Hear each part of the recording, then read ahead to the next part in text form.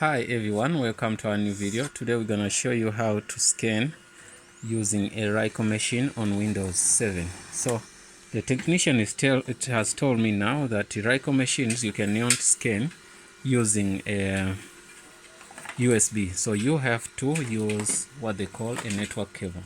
So we're trying to switch on the what they call the computer, and also the machine is on already.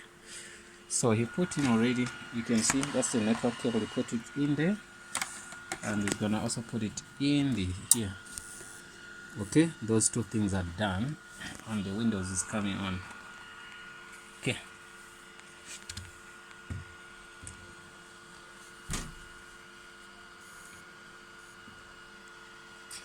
Alright, so the first step that you want to do when the computer is connected via using Ethernet cable, the first thing you want to do, you want to get the IP address of the computer you're using. So now I've just brought up my run window, pressing Windows and R, and then it gives me, I've already typed in beforehand the command prompt.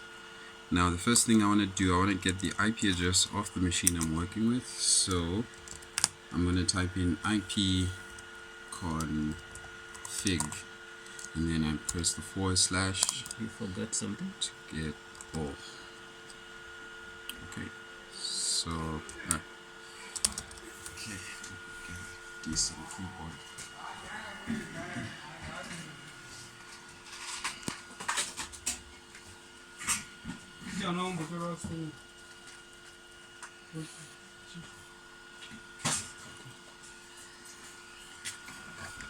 Just gonna quickly get a decent keyboard for my machine. Pass.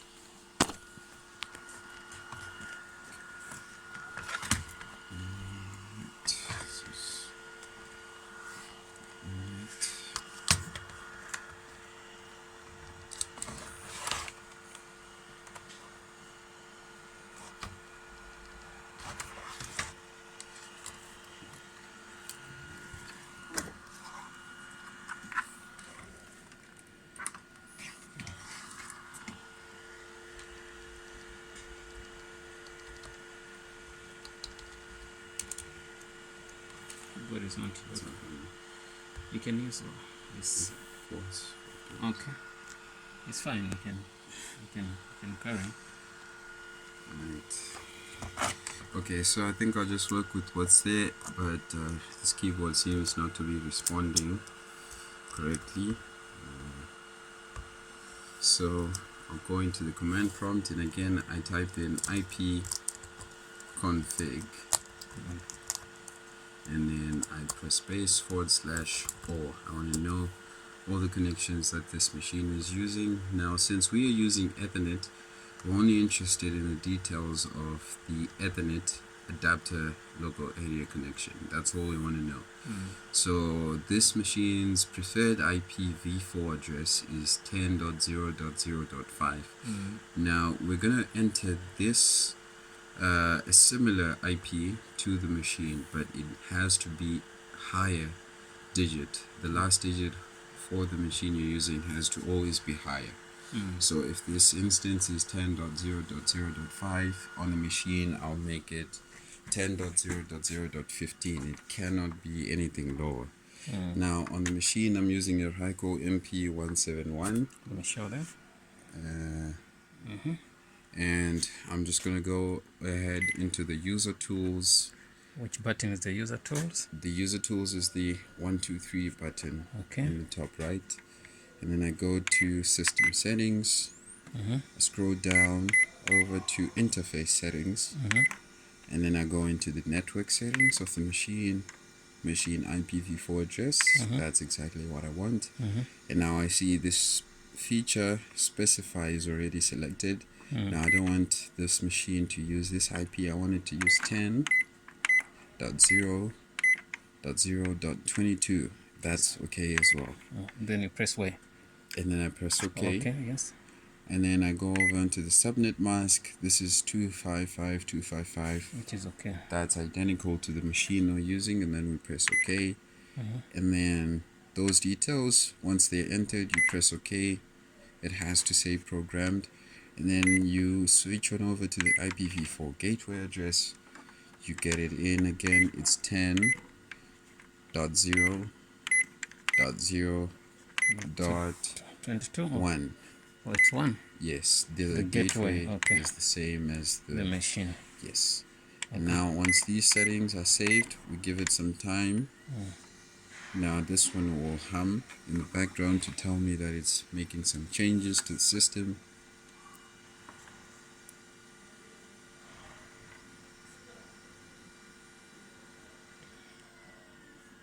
So now I know that's saved.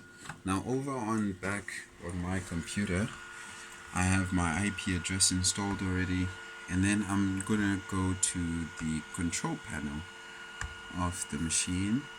This is where I usually add the drivers for the printer for me to install using the network cable. Now, because this is a workshop computer, you will find there's so many printers already that I've installed, so this process usually takes time. So instead of just wasting time waiting for that to finish, we'll just go on over into the Google Chrome tab. You can use any browser to set up the network scanning, but I prefer Google Chrome. It's much faster than most.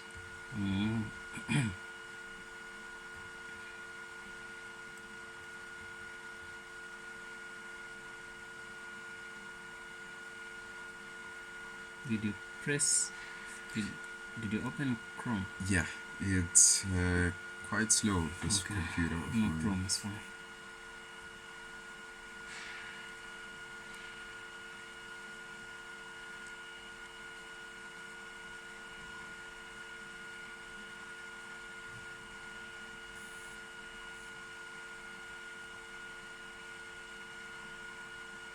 And so in a new tab of Chrome, we're just going to ignore all this.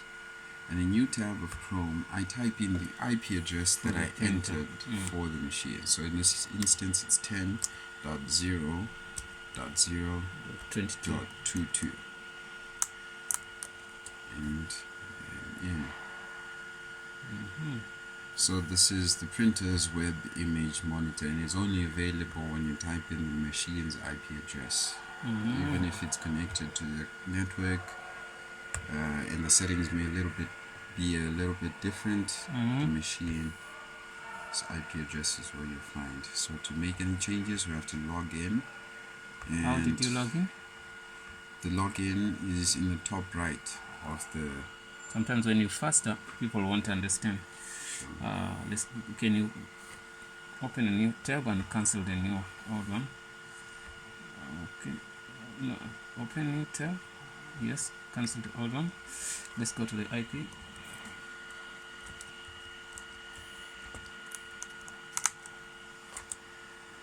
Well, guys, we're gonna go to the machine. So you put in the same IP for the machine. Yes. So now this is the interface you see. So he said login. The login he pressed is here. You click the login. So it won't ask you any password. Yes, now most machines use the default. It's just the username admin with no password. Okay. So okay, you had that. So it's here, admin. So yeah, I already have it selected for me. Admin and Type in login. No password. Yes. Okay.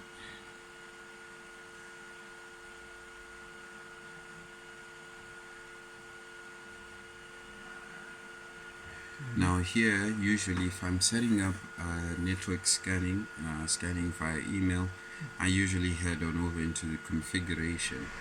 But I'm only using folder now, so I'll go over onto the address book of the printer. So now I know that I have this in order. I create my share folder. That is the folder. What did you press? I press the Windows. You know, sometimes I didn't see that. Okay, it's Windows there. Which Windows you press? just the Explorer button. Okay. And oh, you want to create a folder yes, for the scans. exactly. Okay. So let's go to my documents. Yes, I'll just create it in the local disk drive. Why? In this instance, I don't want it to struggle to get authentication, so I'll just create it in the path that's easy for it to find. So I already have a few folders that I have here, but for the sake of this video, I'll just create a new one. Called Azania scans. And then I'll call it Azania scans. Okay. Now that's good. I right click this folder to change up its settings. I go on over into the properties of this folder, and under the properties I head on over to sharing. Now since this is Windows 7, it's not that secure. I can use the sharing path of the user that's currently using this machine. Now I head on over to advanced sharing.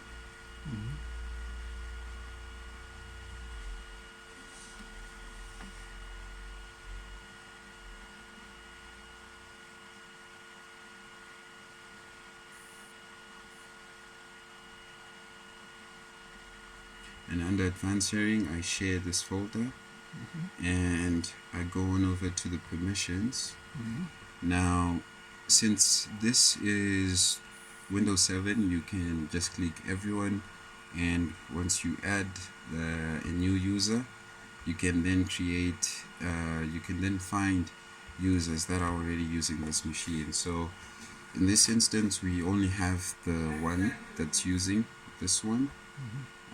The one that is already there. I'm not going to create a new user for this. I'll just go over and use the one that the machine is already using, the one that I used to log in.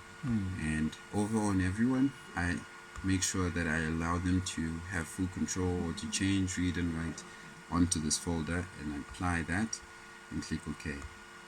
So now our folder is shared, and then I can click apply again and OK.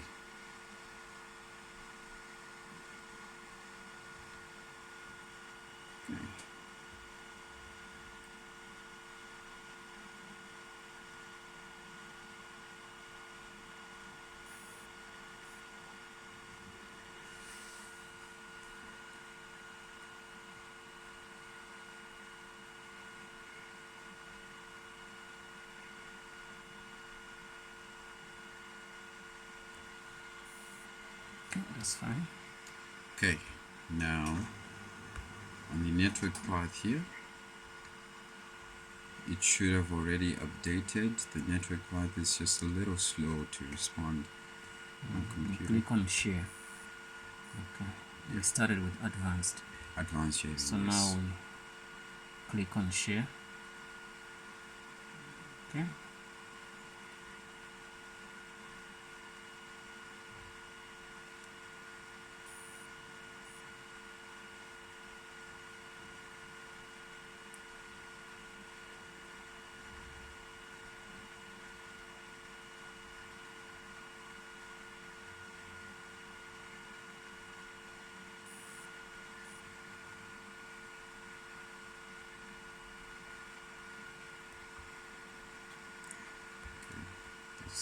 Takes time.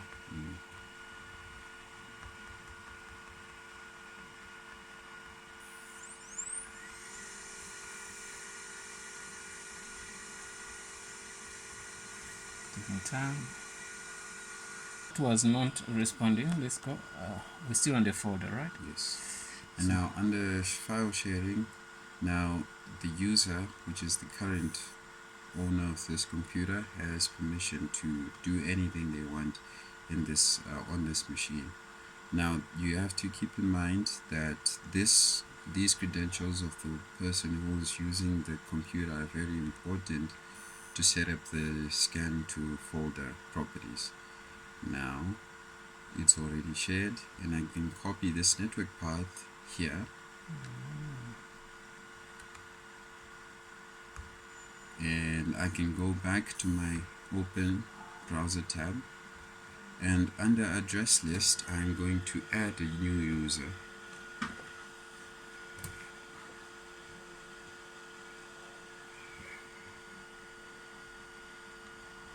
And make sure that I'm on the manual tab, and I need a name for this, and I'm gonna call it Azania Scan.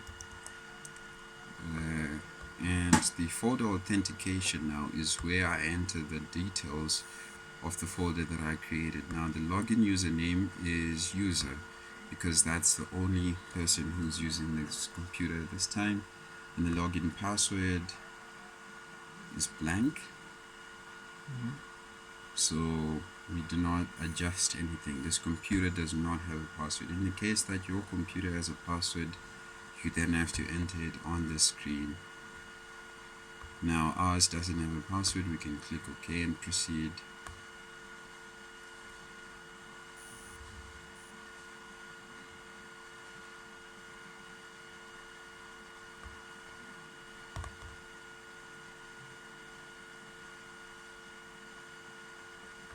We can click cancel since it wants input this form.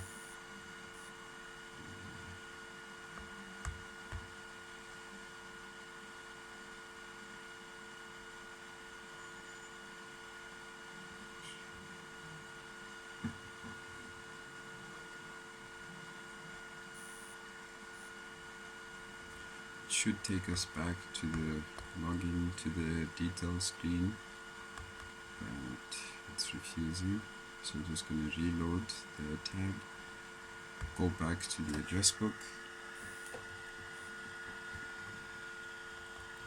we add a new user again,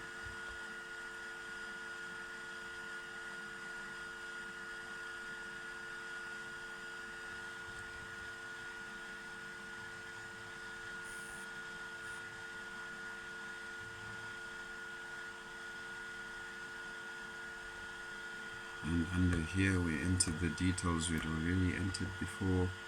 Now authentication information, we need the folder authentication, and we specify this is user who's using this PC, and that's all we need for now. And then we scroll down over to the last option, which is folder, and there is SMB. Yes, we want our printer to be Samba. to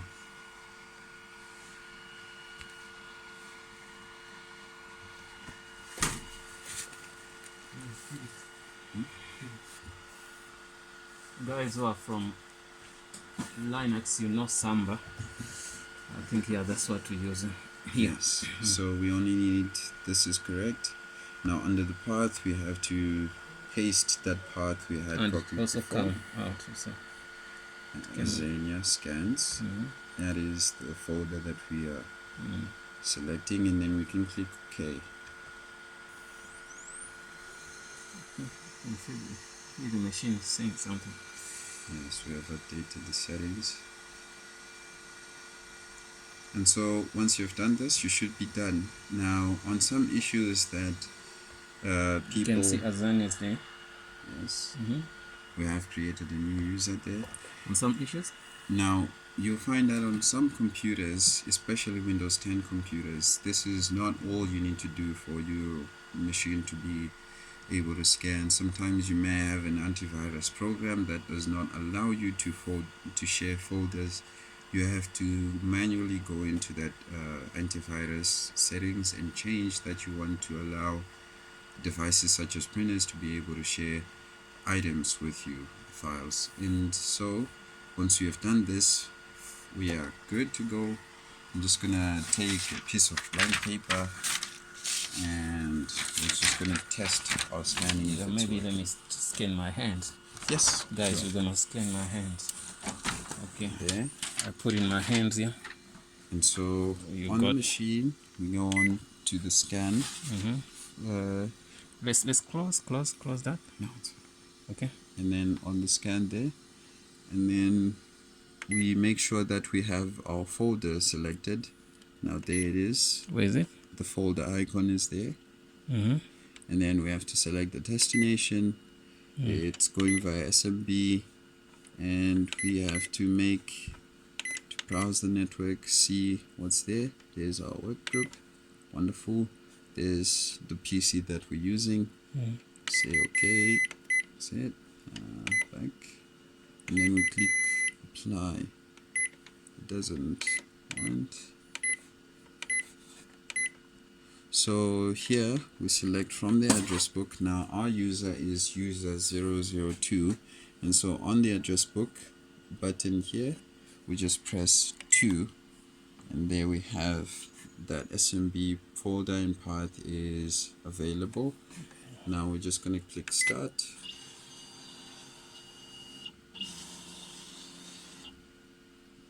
That's the process we're gonna repeat, guys, so that you see well And how then to scan. Understand? So once it's done, you can press hash, and you can see there's an error there. Connection has failed. Check settings and send setters under scan file savers. So that means the user that we created for this machine is not being identified by the computer that we have, because this printer is able to communicate with this computer. We saw that by the web interface that we have. So that means we have to adjust the settings that we have here on our computer, and normally that would mean we would have to go on over to the control panel, and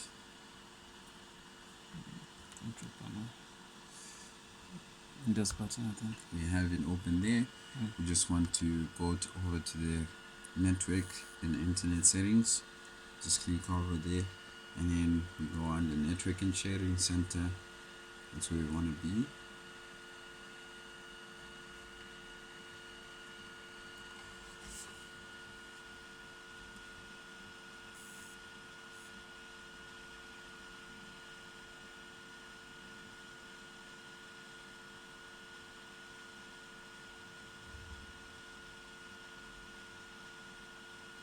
Under the network and sharing center, we have to change advanced sharing settings, and that's where we'll go.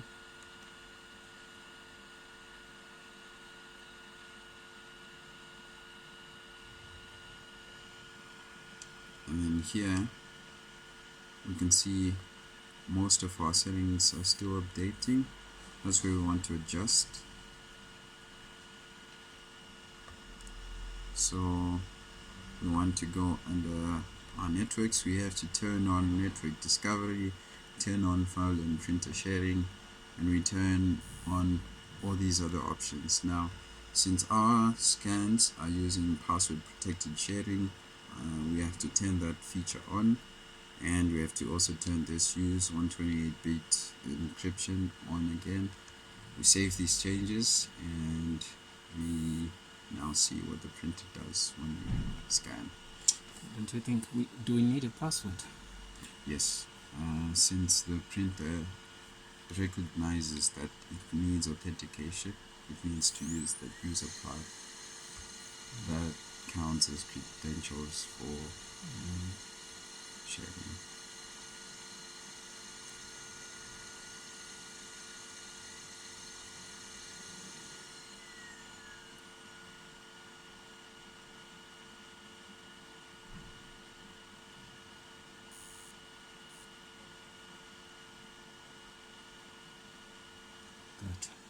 Okay, now that's done, we'll just minimize that. We'll double check our settings back here in the address list. Our PC there is selected, and then we go on over back.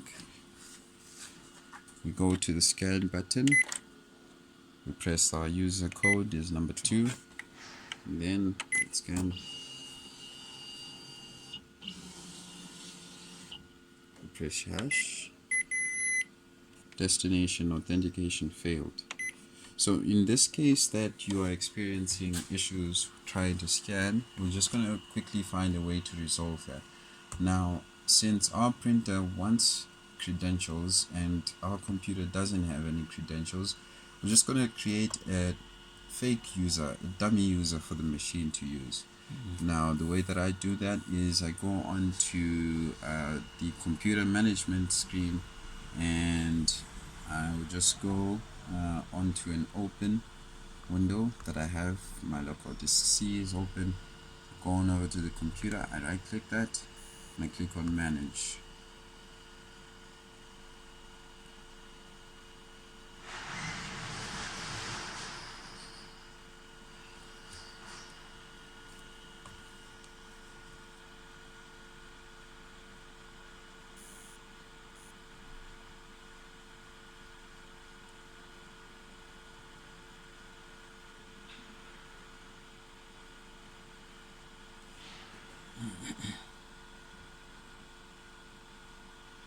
And there it brings up the computer management tab, and then I go on over to the local users and groups and select the users folder. You can see the current users that are there on the machine. We only have this user, so we're just going to create a new user, and we're just going to name it Azania for the sake of us remembering who this is. Under Azania, we change out the password. We make sure that this password can never be changed, because if any changes in credentials happen, we'll need to re-enter those unless we intend on moving the machine. So under the password, I'm just going to enter 1 2 3 4 5 6 7 8. It needs 8 characters. 1 2 3 4 5 6 7 8. Now I make sure that's correct, and I click on create.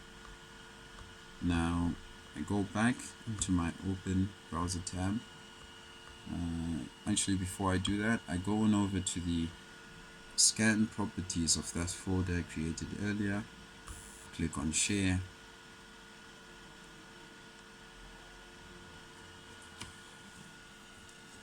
Now we have to enter the user we just created, the Xenia. We add this one as a recipient. Now this is able to read and write onto this folder. We click on share. Once that's shared, we click on done. Now the only thing that's changed is the user that we're using to send files, and so we'll just click on to the Xenia user we had created, and then we go on over to change.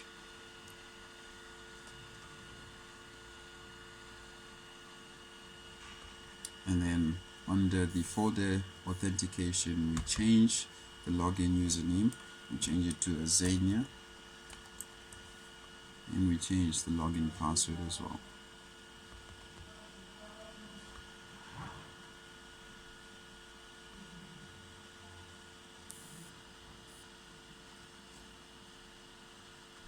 The login password was 1 2 3 4 5 6 7 8.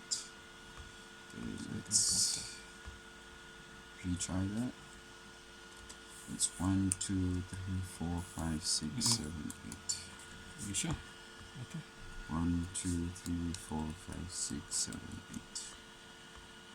And then we click OK. I don't want this bothering us.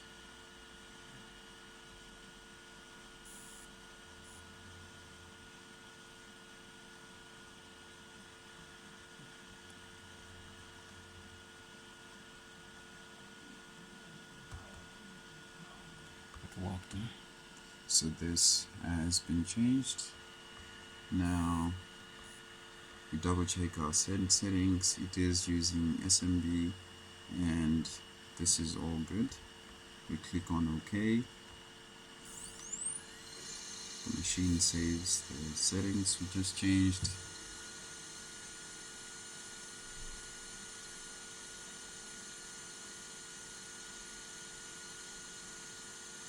And then we go back to the machine. I'm gonna scan. Scan there is ready. And press 2. User code. 2. There we go. Yeah, that's it. And then we press scan.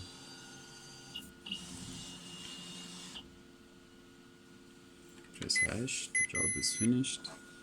So destination authentication failed. Check send settings and check scan file status. And so what this usually means is that something in the settings of the either the printer or the computer usually have changed. So now where to start, we usually go onto the command prompt, check if the IP address of the machine, if you have recently connected, to a new computer have changed. I'm just going to click IP config. At this point, we double check to make sure that the IPv4 address is correct and the default gateway is correct. And we double check the settings for our folder that we created, Xenia scans. Open the folder, see if there's nothing here. No, it's nothing. Yeah, there's nothing, guys. Okay. So under Xenia scans, we go on to the properties, and in the properties, we make sure we go back to sharing and click on advanced sharing. Xenia scans. I'm just going to click on permissions, and we're going to add a new user.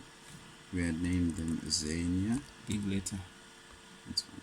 You can click on check names and it corrects that for us. Now Xenia, as we can see, has not been allowed to do anything to this folder. We click on apply and OK.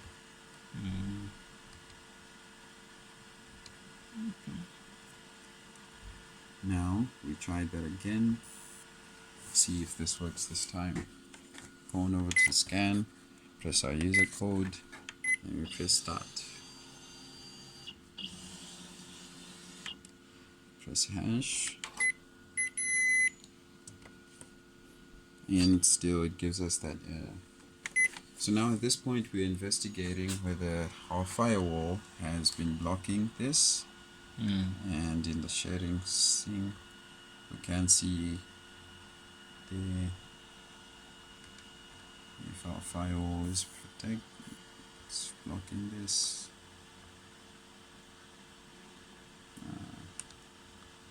We just search for our firewall, click on Windows Firewall,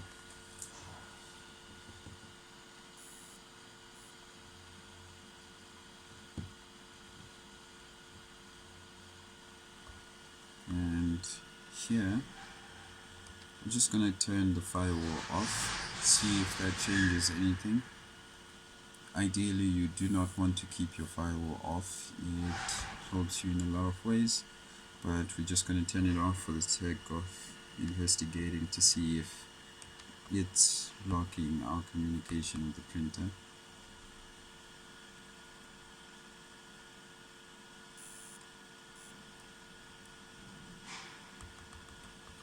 And we go back to the printer. Now this time we're going over to the system settings and over to the interface settings and network, and under network we want to find if we can ping the computer we're using. So we go over to the ping command, type in the IP address is 10.0.0.0.5, click OK and press OK. So that means the connection to the machine, to the computer we're using, is successful. So now we go back to the scan settings and press our user code, scan that again, tell the computer we're done, and still it gives us this error. So at this point you start investigating your router that you're using. Make sure that it's working correctly and that it's not changing the IP address that you have already assigned to the printer. Now in this case I'm not using a router, so that means that the SMB level of the computer I'm using is higher than the SMB level of the machine I'm using. So at this point you go over onto optional features. Now you just open up the run tab and you type in optional features as one word there.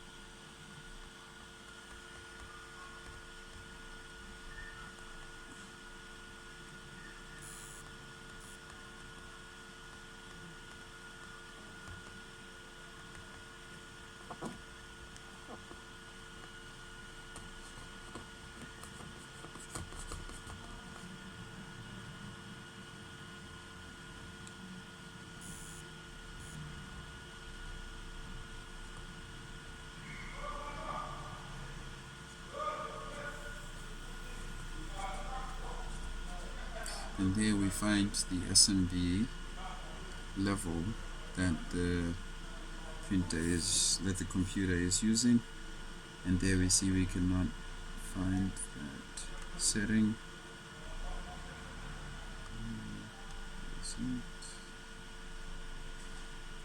Somebody doesn't show.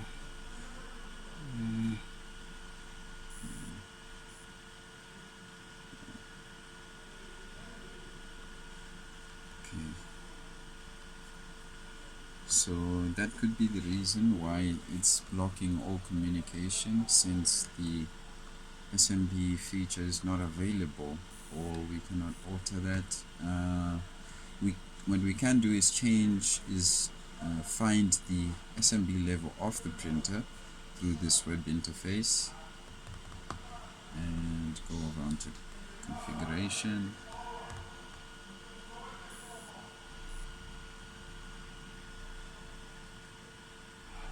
Check the SMB level of the printer, and we can see it's active. So now on this printer the SMB level was level 1. Now in recent updates Microsoft Windows 10 uses SMB level 3, and so that is the main reason why we cannot scan to the computer if you have been receiving updates. It could be the SMB level that the machine you're using is lower than the SMB level of the computer you want to scan to. Now usually if you cannot change anything here, we would have to resort to a different way to allow the client to scan, and we can do that via the email. Now I do not have a running internet connection down here in the workshop, but I'll just give you a sneak peek of what you can do if you're using a different setup where you have a network connected. Now usually I create a Gmail account for the printer that I have, and the way that I do that is I just go on over to gmail.com, create a new user, enter all the required authentication details in there, and when you do that you come over to the administration email configuration here, and you can then change and put in an email address that you want. This is my personal Gmail address, since I've done this before, and I have to change that protocol to SMTP. Now this is the only way that you can do this using Gmail. You cannot use any other server without using this reception protocol. Now over here I changed the SMTP server name that I am using, and SMTP I put smtp.gmail.com, and change out the port number for Gmail. Now the one that Gmail uses is the SSL version, so they use port 465 for all incoming and outgoing communication. And once I've done that, I have to change the SMTP authentication. Now in this case I'm going to use my details, and then I'm just going to copy that, since all you need to do is paste it in here, paste it there, and you paste it there again. And this account obviously has a password at this point. That's when you input the password, SMTP authentication password. Now since I'm not going to be able to do this because I don't have internet connection, I'll just leave this option off. But if you have a working internet connection, you have to turn this feature on, and you have to input the credentials of the account you're using. And where is the password gonna go? It's going to go under SMTP authentication password. Or you click on change? Yes. Okay, after that it will bring you back to this page when you're done, and at this point that means you're all good to go. You can then start scanning to your Gmail. Now depending on the printer model you're using, you have to also change the SSL feature on your machine. Now on most Ricohs you can find this option under user tools. Wait, user tools 1 2 3. Yes. Then you go to system. And you go to system settings. You scroll the way down this time, not to file transfer, and under file transfer, yes, and okay, cloud transfer, and then under SMTP server you have to change that. And if your connection is working, at this point you say communication test. Now that means this is because I don't have a working internet connection, but it will allow you to connect. Now you have to change out the server name. You make sure that that setting is correct, and Gmail, the Gmail, the port number is correct. And usually if this is working, you should see another option that tells you to switch on or off the SSL feature. And for you to scan using Gmail, you can only have the SSL feature on all the time.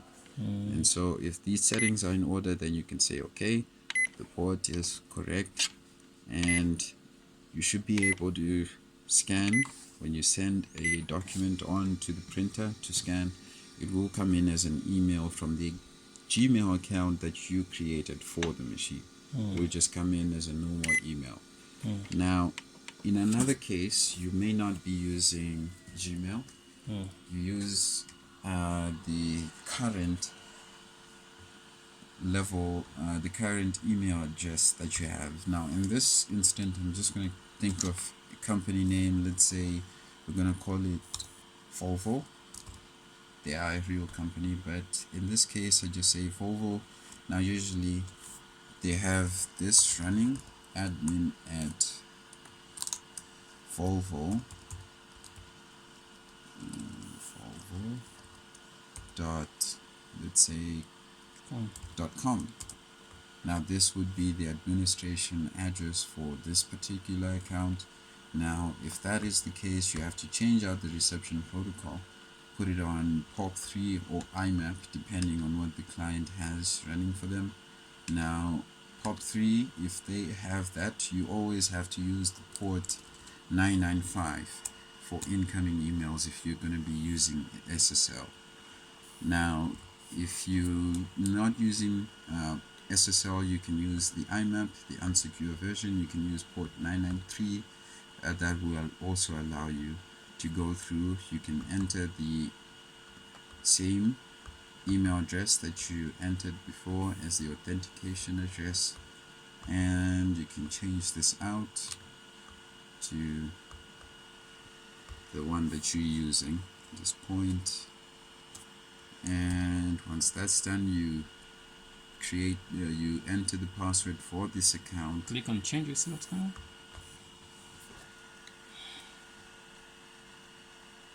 Yeah, that's why it's going to ask you for the password, guys.